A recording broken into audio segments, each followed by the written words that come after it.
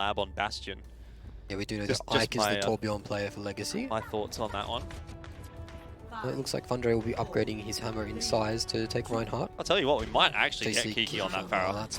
You don't like to see that. You're just a hater. I am just a hater. After knowing Kiki for a very long time, his Pharah. Not something I'd put him on, but let's see how that work out with Mindfreak. They seem to have got Legacy on the back foot already, and now they're going to be a big swap-ups. It looks like everyone's just going back to spawn. I mean, why do they even open the doors? That's so funny. Welcome to Legacy and Mindfreak, everybody. The series actually has begun. Right. The control point is unlocked, but no one's interested in it, apparently. No, so we have the... Legacy is still swapping. Yeah, well, Mindfreak was still swapping too. Noosh is on the point on his own. What's going on here? Okay. Where is August? Oh my goodness. August is getting a lot of ult charge off Noosh. Now the teams kind of face up against each other about a day late though. The gate's been opened, and now the stun goes onto Bus, and he's dropping very low here. He's going to go down. There's a Bionade though onto Fundre, which might have been enough to at least force Legacy back just a little bit. Fundre doesn't want to go down there, even if it is a 1-for-1 trade. Still, Legacy capping up the point fairly quickly. Well done, even despite the shenanigans at the start of the game. Yeah, Legacy are playing this 3-3 composition with no Sombra, and the Sombra on the side of Mindfreak means that Mindfreak have to play a little bit slower. They do give out the first point capture, but that EMP is rapidly approaching, and that's the go sign for that team. Bionade available now, the Nano Boost available for Aki. Oh, straight into the charge from Bus. Noosh almost gets demeked. There's a shatter across as well. That was from Bus. The Fire Strike is there to finish off Lab. Aki gets Fundre, and well, Bus has managed to get a couple. Stolen will dance around the pole in the middle of point to try and continue that cap timer going up. Noosh as well will stagger on, but it's not going to get much further than 40%. Bus getting that nano boost, he tracks well, knows that Fundre doesn't have the Earth Shatter, so he goes for the charge. Doesn't get what he's looking for, but he gets the Diva, and that's enough to build up his Earth Shatter, and then he gets the Adrenaline. As soon as I hit that charge, and you've gone past people, you know, the Adrenaline kicks in, and you just 180, throw down the Earth Shatter, it was enough to win the fight. And now August has that EMP. Things are looking a little bit grim for Legacy. They do have the ult to counterplay it though. This Diva Bomb can be used very well defensively, and Rani's rally can be used to get the fellas in. And here he goes. Right, do just that. August hits a very nice EMP. 5 players. That said, Stolen does avoid it, so he himself gets a nice sound barrier down. Looks like Shadow was blocked by Bus. Well done on that department, and that is going to open the door for the Graviton Surge. But Addy gets hit by a Bionade. He'll go down. Fundre and Ike suffering much the same. That is a fantastic shatter from Bus. He holds his shield up for just an extra second, doesn't swing on through, so nothing really comes from the shatter, despite it being a nice one. And now Bus, well, he almost wants to charge off the map just to get back into his team, but his shield is so low. To back away and play this one slow. Both teams kiting it out very well. Bus goes back in with the nano boost. He's already built 2 shatters this fight, so looks like he's going for his third. Both teams are just throwing haymaker after haymaker, trading kill after kill, but it looks like Mindfreak might be able to use this rally to their advantage and take the win. There's another nice shatter from Bus to connect onto Lab, but he doesn't end up charging through, and in fact he's going to be charged by Fundre, but that's much to Fundre's detriment because he charges essentially into Mindfreak's entire team. I mean, the longer that fight went, the more favourable it was for Mindfreak, not only because they ended up looking like they were winning it, but just because they were capping up that whole meanwhile. So now we're in 1-fight territory for Legacy. Yeah, I thought Bus was going to go down a few times there, but he just manages to play the architecture of the map really well, get the kiting off. August gets caught out by this Graviton Surge, throws out his EMP anyway. It's a 2-for-1 trade on the side, and Legacy's going to manage to come through here after catching August mid-EMP with that Graviton Surge. Be happy enough with that, I guess, as Legacy. Maybe not as clean as they would have wanted it to be, but it's a flippant itself nonetheless. Got some nice ultimates up here too with the Diva Bomb and the Earth Shatter. They will have to be dealing with Addy's Graviton Surge and Aki's Nano Boost though. But as you can see, already a close map, and just one fight here from Legacy can upset and take the point. Nice hack onto Fundre. No shatter available for Bus to take advantage of it though, but he's building it very quickly indeed, up to 80% already. Now Fundre will throw his own shatter on through. Looks like a nano boost went on to Addy to keep him alive through that fight. Aki low, but a bubble to save him. Well done from Mindfreak. Just need to pause for thought for a moment. August is going to heal himself back up. They managed to survive that aggression without using his defensive ones. Now they're going to have both to come in here, really put the pressure on Fundre. Yeah, nothing August can do about it. No EMP available there. Self-destruct though coming through from Noosh. And that is going to be enough to get rid of Swilko and August. I'm not sure what happened to the sound barrier there. Maybe it was cancelled. I didn't see it coming across, but Swilko's at 0%. And Legacy are up to 96% as well. No ultimates to speak of on their side, but it can really be said for Mindfreak, though they will get there a little bit quicker. Fundre finally gets that shatter up. Oh, that's going to be cancelled. I think it actually did go across. Connects onto August. Oh, Swilko, he gets picked off by Rani. That's really unfortunate. This fight's anyone's business now right now with Rani going in on the Doomfist. He gets hacked as he goes in. He gets a punch onto Bus. The anti-nade stops the healing from the Nano. And Bus does go down. Lab goes down August to Rani. EMP. Very close. Yes, the August EMP will be the thing that turns the fight. He gets the hack onto Rani as Rani goes to the health pack. So this is really scared of using that EMP, but finally able to get it across. And like you say, it will be enough to turn the fight around. Kiki is the one that is reaping all of the benefits, finding the kills. It was the EMP that made the difference for Mindfreak, and they've hung on just long enough. Yeah, and they managed to put enough pressure on Rani's Doomfist to stop him from going wild in that fight. There could have been a nice moment where he could have set up the Earth Shatter for Fundre, but they just, every time Rani went in, they had an answer for him. Either it was a bash, it was a boot, it was a hack. They just didn't let him have enough space in the fight. And I think that's something that you'll see throughout this series. If Legacy try to use this Doomfist to their advantage like they have in previous series, I think that Mindfreak are going to be straight on top of that Doomfist, stopping him from getting in there and doing anything. Especially if you have Kiki on the Brigitte, a very vocal player, a very quick switched-on player. I think he'll be marking that very, very closely. You would be expecting that, right, as Mindfreak, if they've been able to take a look back at some of the matches that Legacy have been playing. They'd be prepared for the possibility, at least, that the Doomfist is going to come out into any of these given maps. Now, Bus onto... Oh, it's Monkey Battles. Winston. It is the Monkey Battle as well, but of course Diva is involved there too, with Kiki and Noosh following their respective main tanks. Looks like Mindfreak have actually got the position here. Yeah, looks like they'll have the advantage of this small high ground here. Getting that Rosario there is very, very, very important at the start of the fight, but Fundre ends up going down, but a Bionade on return from Lab means that Bus will be traded out, and the HP will favour the side of Legacy, with Ike doing a lot of damage early in this fight.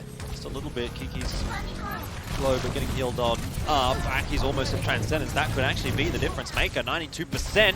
Swilko looking for another big Bionade. Stolen. Bionade does mean that, well, the Transcendence isn't going to be quite as impactful as Mindfreak would have liked. And despite it coming up very quickly indeed, a 1-for-1 perhaps, a 2-for-1 now as Ike gets August. And he is stuck in the Graviton Surge. There's not going to be much that he's going to be able to do there. And comes the difference where Discord versus Bionade. Bionade, if it manages to go off, it can be one of these things that, you know, closes out fights super fast. Whereas Discord, you know, you need to have the line of sight, you need your team to be hitting them. So Aki did build that Transcendence very quickly, but it just wasn't enough to counteract the Bionade from the side of Lab. Now he'll swap over to the Zenyatta. This isn't a bad idea. He knows that, you know, Aki isn't too far ahead on the Transcendence, and having that Discord Orb over a longer period of time is just more reliable than having the Bionade. It is surprising in a way, though, given the impact that he was able to have so far, and in previous weeks as well. Graviton Surge has been eaten. Well done by Noosh, the big individual players coming out from Legacy thus far. In the second round of Nepal, Swilko will drop to Noosh's self-destruct as well. Oh my god, that timing on the armor pack. Rani, can you believe it? No, I cannot believe it, and I also cannot believe Swilko unfortunately falling to that Diva bomb. I didn't catch where it was. Well, I did see a little bit of it, and I thought it was a very poorly placed. I thought it was a mistake, and unfortunately manages to catch one of the Mindfreak members anyway. There's the old saying, if you don't know what you're doing, then your enemy isn't going to have any idea either. But here we go, Fundre. He's quite good with his Primal. Let's see how his mechanics stack up versus the others. Pop it early. I did see a Diva go flying off the edge, but that shouldn't be too much of an issue for Kiki. Fundre continues to try and put some pressure on. Maybe now a bit of pressure onto Kiki, but I think the boosters were back up by that stage. Self-destruct goes through. That was from Kiki. Does actually get the D-Mech onto Noosh. Graviton Surge is in the back pocket here of Ike, but this probably doesn't look like the situation where you'd be particularly interested in investing it, as the flip out already occurred for Mindfreak. I think Ike's more interested in getting home to his family, you know, having a bit of meal instead of feeding away his energy there and feeding away his ultimate. So you see a full reset With Legacy having the Graviton Surge, it is quite an advantage considering that means Fundray can build his ult up pretty quickly, but I mean, we already have Bust with his ultimate, we have August with his, Aki with the Transcendence too, so it's going to be hard to get value off this Graviton Surge. It's going to be used to build ults, I believe, or that will be its main use, I think. Bust is really low, does actually have to put his bubble down, and also gets the external bubble from Addy to stay alive, so pretty important cooldowns used up there by Mindfreak. Invest the Primal Rage anyway, the engagement coming out. It's Addy that grabs early. Response is there from Ike. He does just land on the point. Self-destruct looks good, and it's good enough to get one, and an EMEC. And that is pretty nice for Legacy as they jump straight onto the point and tap it back. Yeah, Legacy are in charge here. This is their fight to lose. Bust pops over onto the Wrecking Ball, you know, feeling a bit pressured to touch. Maybe misjudged the timing a little bit because I feel like he had more than enough time, but... We're 5% away from Legacy's first win on a control map this season. I don't know that Mindfreak's even going to be able to get the touch, or they do just in time. Well done from Swilko, but some nervous moments perhaps here for Mindfreak, because this is a little too close for comfort. Bust is stuck inside. He'll just be smashed in the face by Funky. Stolen pick, he gets a boop onto August. I think this is all over. Kiki with one from the self-destruct has provided a little bit more room for Mindfreak to breathe, but for how long? When Fundray has Primal Rage, jumping right on top of a D-Mech to D.Va, that is going to be map 1. Going the way of Legacy. No, Mindfreak actually won the first round of map 4. Never mind, I'm getting a little bit too far ahead of myself. Woo, hang on. But? It was 99-99. Give me some credit. Yeah, I mean, it was a tight map, and this whole match has been tight. Honestly, though, I actually wouldn't be surprised if Legacy hasn't won a round. On King of the Hill. I mean, they probably haven't won. Oh, they might have won a... I think they would have lost 2-0 to... Did they lose 2-0 to Order last week? I think that's a map they might have snuck in. I could go back and look at my notes, but they're on the other side of the room behind the iron, and that's too far for me to walk. That is a very far My microphone cable doesn't reach that far. Maybe we should invest in some cordless microphones. Get paid on that. Now we'll get on Mindfreak rolling out the DPS composition again. Legacy just showing goats. So I mean, it'll be interesting to see if Mindfreak just swap it up completely. It's a more favoured DPS point on Village, I'd say, than Shrine. It's easier points for the Pharah to get in and out. Easier points. Well, Addy definitely swap off the Widow. I think the Widowmaker is a bit of a garbage here, and the fact that he's gone Zarya means the fact everyone's probably going to go home. Except a Lucio player definitely would say Widow is a garbage hero. On this point, it's not hard. Although I did have a strategy a long time ago that worked out very well in this map. Anyway, Aki goes down, caught out by Nush, and that's a good start for the side of Legacy. Yeah, not really sure what happened there. Looks like it was a bit of a split from Mindfreak with a couple of their players up on the high ground. Bust is not having a good time. He's really getting pressured out here, and the side of Mindfreak are all over the place. Addy has swapped it back to that Widow now. Well, I don't think you can make this composition work now as Mindfreak once Legacy has control of the point. It's quite difficult. They need to get this crossfire happening. At the moment, they don't have the crossfire happening. They have the Sombra and the Pharah on the same side. It's not what you want to see if you're a Mindfreak fan. August does have the EMP though, so that's a pretty quick one, given everything. Looks to be a decent EMP as well, hitting 5 players, and that is going to open the door. Rocket Barrage might have been an over-investment, to be honest, from Mindfreak. The fight seemed already over. Yeah, and it gives first control over to Mindfreak, and it looks like they're going to swap over to some DPS characters on the side of Legacy. They're playing Tracer Genji, so that's an interesting thing. They still don't have much to do with the Pharah, just the Ana and the D.Va. Most teams would have chose to go Sombra over Genji than more Tracer, so interesting. Well, we do like to see Icon Tracer. He's very accomplished on the hero. I think that might be part of the reason why. He does enjoy it too. He enjoys it a lot. Good stuff from Ike in the last couple of weeks on Tracer, so we'll see if he's going to be able to bring out some of the same success. It's the 2 DPS players for Legacy that are on the point. They don't quite get the cap. Unfortunate. Bust is going to be there as August translocates on out. Looks like they might have capped the point for a moment there, but even if they did, I don't think it really matters too much in the grand scheme of things. Mindfreak had the numbers advantage. Bush ending up resetting very late in the fight, but the ultimates on the side of Legacy, they're not there yet. So it's going to have to come down to, you know, picking off one of these supports with their DPS characters. Okay, Ike moves over to the Sombra now. It's what I thought would come through, a bit more of an expected pick. Well, now might be a more appropriate time to bring up Legacy's 0% win rate on control, rather than when they were 1-0 down. So if they lose again here, then that's going to mark just another loss. Bus gets picked off early, but Rani actually gets the double dash through. That's a really nice play from him. He's looking for the third too. He's hungry. He gets the third. Wow. Now he's going to have the Blade coming into the next fight. There's no real ultimates for Mindfreak to deal with it. Even if they do swap over to the Goats composition, which, you know, is a bit chunkier, a bit harder to blade. Yep.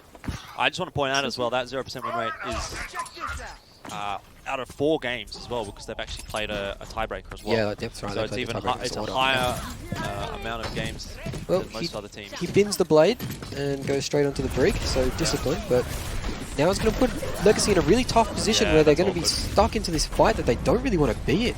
It seems to be a mistake at the very least, but August has EMP, which may make it even worse for Legacy. Oh, I thought it was cancelled for a moment there, but he was holding on to it, does get it across. Hits 5 players, maybe even 4 players. Regardless though, it's Mindfreak that have won the fight, and 88%. Just before that beat, the EMP comes out, Stolen uses his beat, so he gets stripped off his friends, his teammates. So that's a really unfortunate timing for him, maybe not tracking that EMP, but Mindfreak are in your base right now. They're stopping you from touching this point. It's only Stolen on the point, keeping it contested. And he goes down to Kiki, and the timer will tick down. Legacy will remain winless on King of the Hill. Unfortunate. Still. That is unfortunate indeed for Legacy, although probably what we would have expected out of a match against Mindfreak. It's a good start for Mindfreak. Yep. They've shown unfortunate for Legacy though, 5 from 5 losses, 3 of them coming on Nepal. Well, 3 now. Maybe it's just not their map. Maybe not. There were really good signs in that little series there. I mean, obviously, apart from the clownage of everyone swapping heroes 1,000 times, you know, Legacy showed that when they're on that 3-3 matchup that, you know, they can take them to it, especially on the Monkey matchup where on Sanctum, where they were, you know, they won that and they looked good. So, I mean, this is going to be a closer series than maybe I thought as well. I thought that Mindfreak were going to, you know, excel with this main tank matchup, but Fundro seems to be holding his own pretty well. Well, Fundro's always been a bit of a highlight for the Legacy roster. Probably are right, though, in your assumption. I would say that I think Bus is a little stronger, and I also would think that Kiki's probably got the benefit over Noosh, although Noosh had some pretty nice plays there as well, but certainly the experience is there for Bus and Kiki more so than anything else.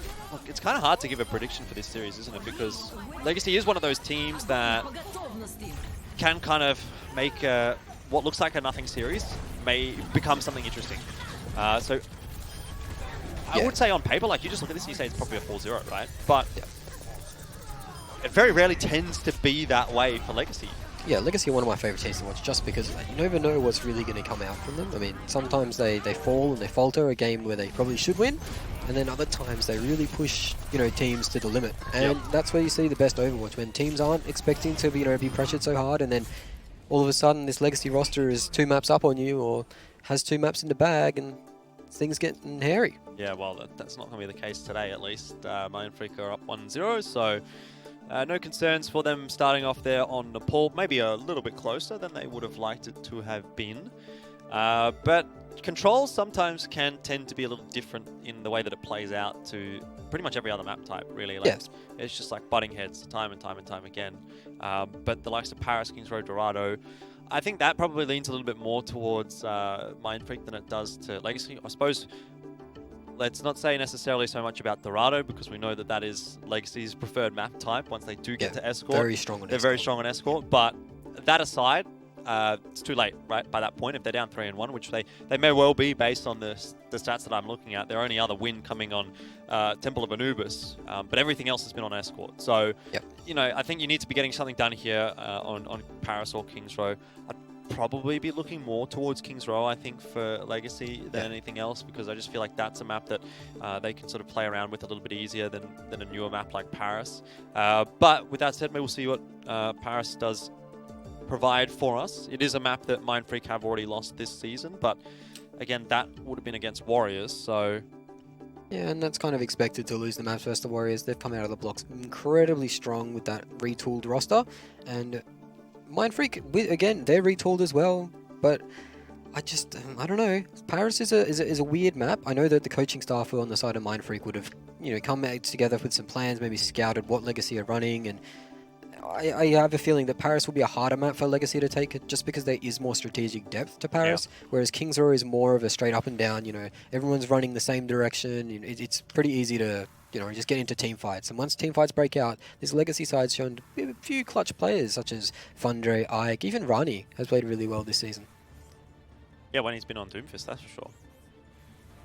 What It's a is lot of that fun thing? to watch. I think it's actually a... Window cleaner? No, but he's doing the hedges thing, the plant. Oh, I thought it was He's doing something on spraying the the window. plant and Yeah, you know, it's hedging. Yeah, Ah, that's cool. bit of a precise science, though. Cutting the leaves. I don't know if you'd be allowed to fly hot air balloons that close to the Eiffel Tower, by the way. I feel like that's probably a no-fly zone. Yeah, yeah, definitely. I feel like flying hot air balloons. Anywhere in the city is probably not what you want to be doing. What if you run out of hot air? Well, to be fair, I guess you've got a lot of it, Smash. You just Yeah, I've got a lot never of stop it. talking. So I have been selling the hot air to the hot air balloonsmen for a while now. Yep. But Notre Dame. Yep. Oh, you love to see that, don't you? It's going to be the hunchback up in there. Yeah, that's what they're going to Watching use every to faithfully reconstruct it. I thought they were yeah, probably. Anyway, Addy's on to Widowmaker. DPS composition out from Mindfreak. It's May, Torbjorn, Orisa, Legacy. Ike's back on the Torbjorn, yeah. This is the Clockwork Vendetta comp. And Ike on the Torbjorn, he's already shown it on Dorado this season that he's quite prolific at it.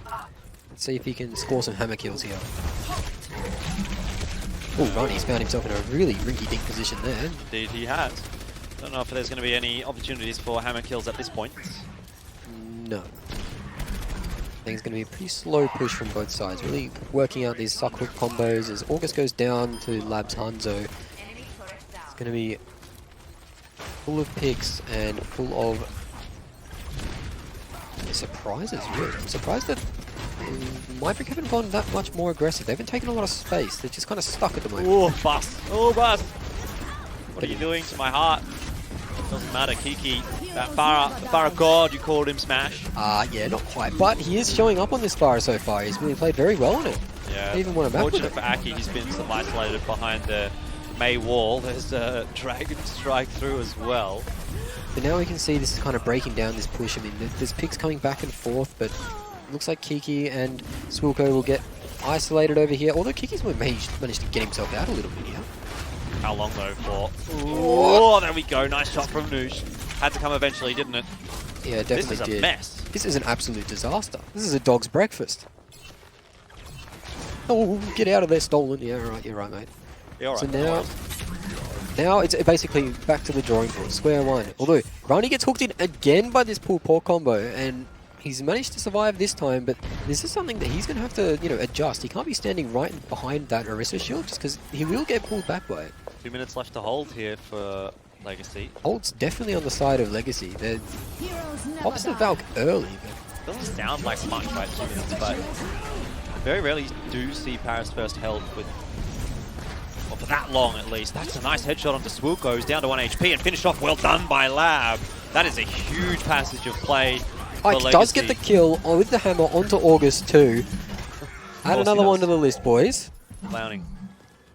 And they managed to keep a few ults on the side of Legacy. Legacy look a lot more, more comfortable on this composition than Mindfreak do. Kiki's getting picks and getting kills, but they're not able to like push in there and get anything done with the double snipers. It's two pretty nice ultimates for Legacy, but I think the success of this team doesn't necessarily come from the ults, especially against like what Mindfreak is running right now. Maybe against Goat Straw, but like let's be real, what's Blizzard really going to do against the... Nush has thrown it in there. August has gone down, and now this is getting really difficult. Nush walls off the front entrance and then throws the May ult in there, traps them all in there. That's something where you don't want to be. It was a great usage of the May ult. Right after I was saying, you know, like what's it really going to do against Farah Mercy? Widow's sort of going to be not in there as well. I guess obviously if you can take 3 players out of the picture, oh wow.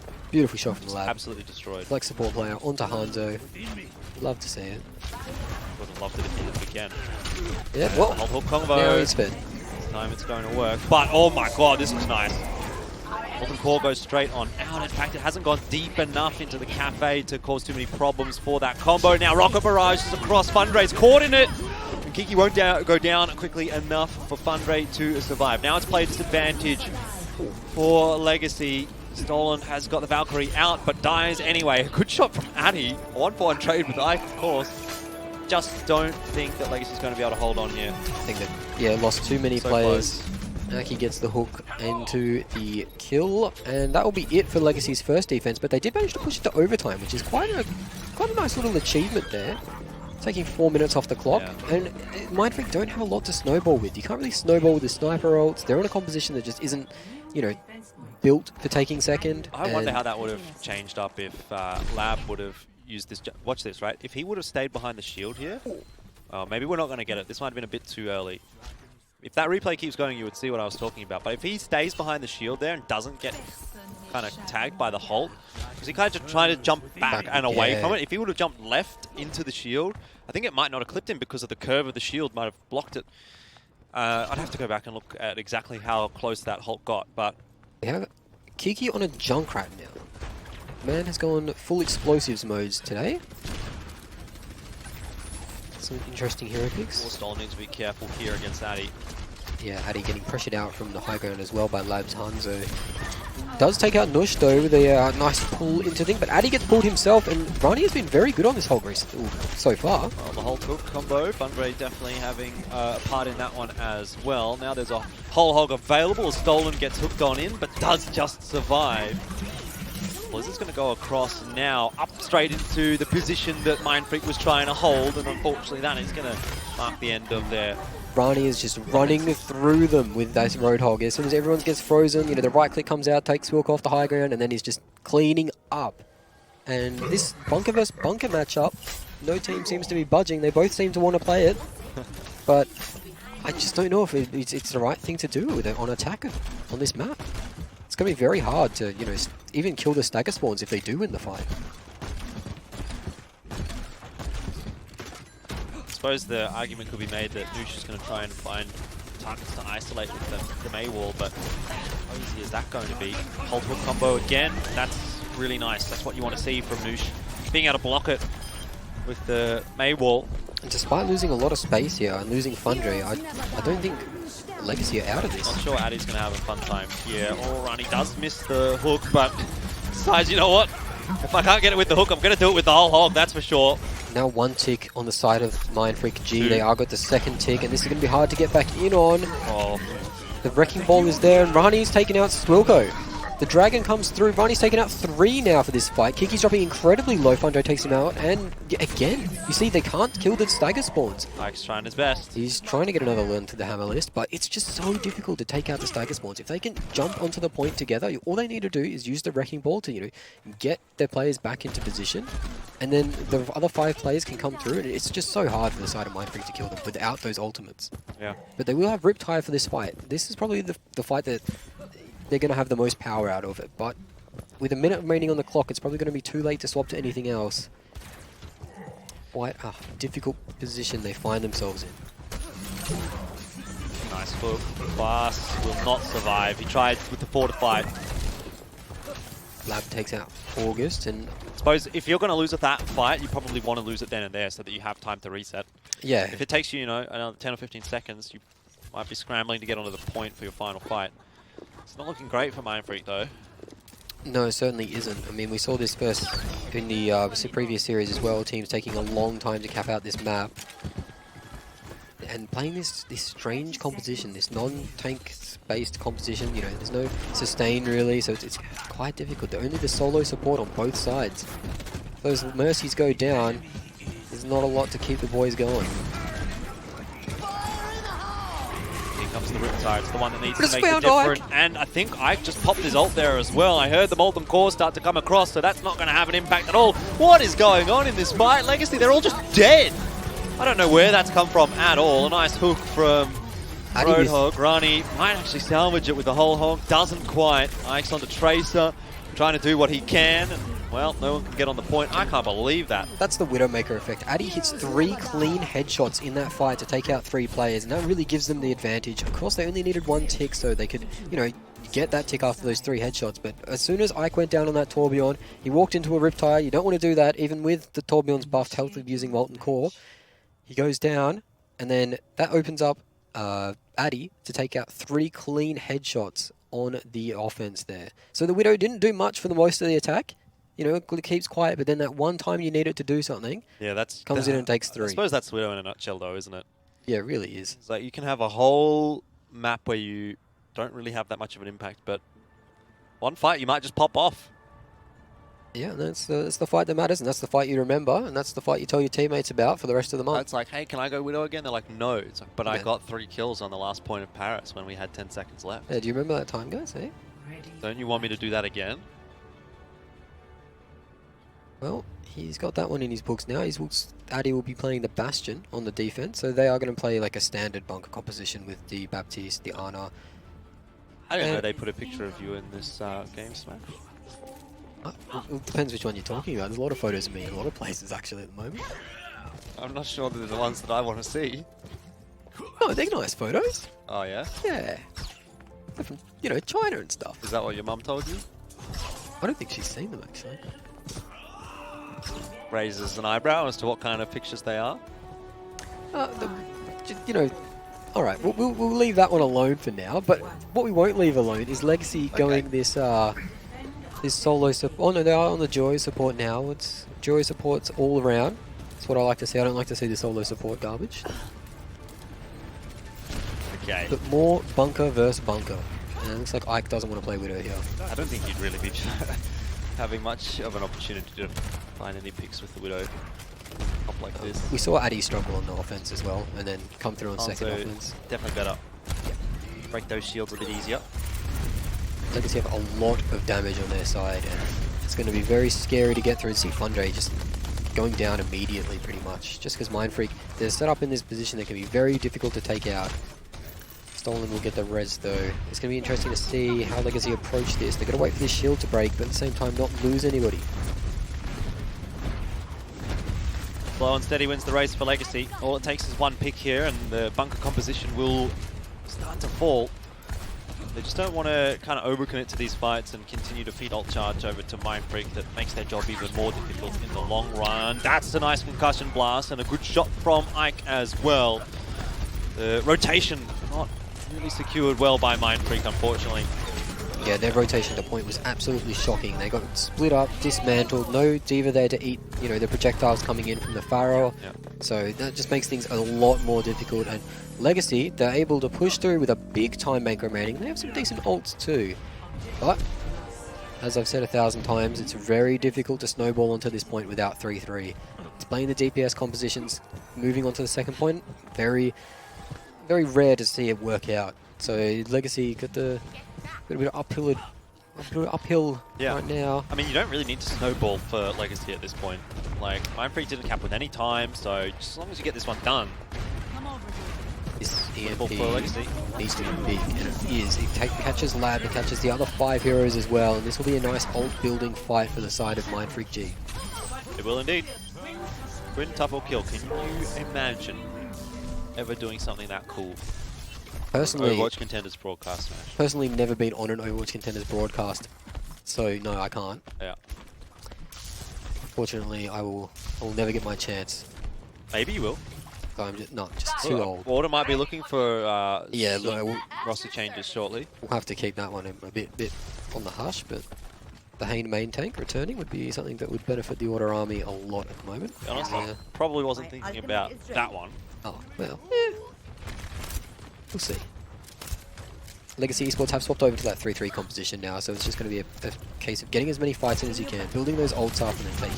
Here comes the full commitment. That's a nice sleep from Aki. Does take one player out of the fight for a while. Bus in the Primal Rage mode, and the nano boost has not gone over onto him just yet, which is going to give him a lot of sticking power in this fight later on the track. And there it is, finally invested. Now life gets a little bit more scary for the backline, but somehow Lab survives. Bus drops, Ike getting that kill, and now the shield bash onto Sombra. It won't result in a kill as the translocate out from August.